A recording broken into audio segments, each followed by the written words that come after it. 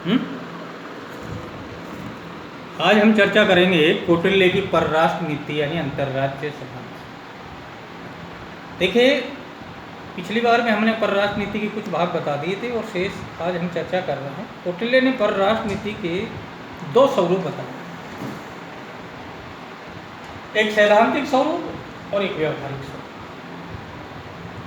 सैद्धांतिक स्वरूप के अंतर्गत कौटिल्य ने सबसे पहले 4 उपायों का उल्लेख किया है। कौटिल्य ने 4 प्रकार के उपाय बताए। पहला साम, दूसरा दान, तीसरा दंड और चौथा भेद। साम उपाय का मतलब यह है कि एक राजा द्वारा दूसरे राजा को अपने सद्वचन और प्रेम वाणी के आधार पर अगर अपने वश में कर लिया जाता है, उस पर विजय प्राप्त कर ली जाती है, तो वो साम उपाय है।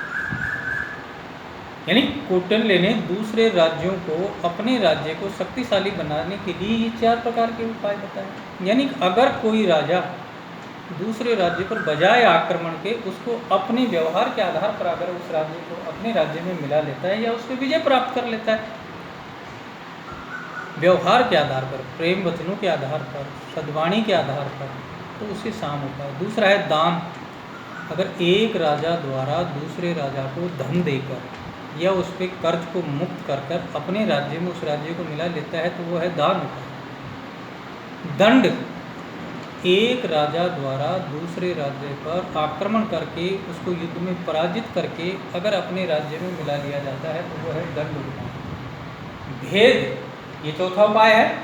कौटिल्य ने अपने अर्थशास्त्र में कहा है परराष्ट्र नीति के अंतर्गत यानी अंतर्राज्य संबंधों के अंतर्गत कि अगर शत्रु के हृदय में कोई शंका पैदा कर दी जाए और शत्रु द्वारा अपने आप को पराजित घोषित कर दिया जाए या आत्मसमर्पण कर लिया जाता है और सामने वाला राजा अगर उस पर विजय प्राप्त कर लेता है, तो वो है भेद।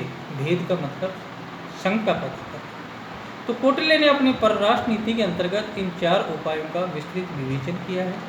और ये जो साम दाम दंड भेद, ये कौटिल्य से मनुस्मृति से चली आ रही प्रक्रिया है कि अगर किसी पे किसी प्रकार की भी विजय प्राप्त करनी है, तो इन साम दाम दंड भेद के आधार पर हम इस नीति को अपना कर उस पर विजय प्राप्त कर सकते। ये थे उपाय। दूसरा है षड्गुण नीति। कौटिल्य ने 6 प्रकार की नीति को वर्णित किया। 6 हैं। पहला है संधि, दूसरा विग्रह, तीसरा आसन, चौथा याग, 5वां द्वैधिभाव और छठा है संश्रय।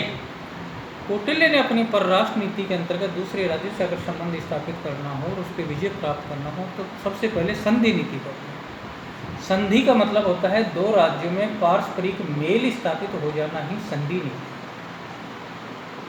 संधि के बाद में दूसरी नीति आती है विग्रह। अगर शत्रु का किसी प्रकार का कोई अपकार कर दिया जाता है या अनादर कर दिया जाता है, तो उसे विग्रह नीति के अंतर्गत करते हैं। किसी की बेइज्जती करना, किसी का अनादर करना, ये विग्रह नीति है। आसन, युद्ध की प्रतीक्षा में शांत बैठे रहना ही आसन नीति है। चौथी नीति है यान। शत्रु पर चढ़ाई करके उस पर विजय प्राप्त करने को यान नीति कहा गया है। द्वैधिभाव, ये 5वीं नीति है। संधि और विग्रह की स्थिति को एक साथ काम लेना द्वैधिभाव यानी दोहरी चाल, डबल रोल, ये द्वैधिभाव नीति है। यानी सामने वाले राजा को ये नहीं मालूम पड़ी कि ये संधि करना चाहता है, समझौता करना चाहता है, और एक तरफ समझौते की बात हो रही है और दूसरी तरफ पीछे से किसी अन्य सेनापति के नेतृत्व में उस राजा पर आक्रमण करके उस पर विजय प्राप्त कर लिया जाता है, तो उसको द्वैधिभाव यानी दोहरी नीति कहा जाता है। और छठा है संश्रय। अगर एक निर्बल राजा द्वारा अपने शक्तिशाली शत्रु का मुकाबला करने के लिए किसी शक्तिशाली राजा का सहारा लिया जाता है, तो वो संश्रय नीति के अंतर्गत आता है। तो कौटिल्य ने 6 प्रकार की नीतियों का, अपनी परराष्ट्र नीति के अंतर्गत 6 प्रकार की नीतियों का वर्णन किया है, 4 प्रकार के उपायों का वर्णन किया है।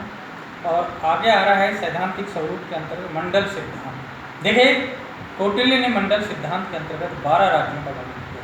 ये 12 राज्य कौन कौन से हैं? पहला है विजिगीषु, दूसरा अरि, तीसरा मित्र, चौथा अरिमित्र, 5वां मित्र, छठा अरिमित्र मित्र, 7वां आक्रांत, 8वां पाशनिग्रह, 9वां आक्रांसा, 10वां पाशनिग्रह, 11वां मध्यम और 12वां उदासीन। ये 12 राज्य कौटिल्य के मंडल सिद्धांत के अंतर्गत आते हैं। इनमें विजिगिसु सबसे शक्तिशाली राजा होता है। कितने मिनट हो?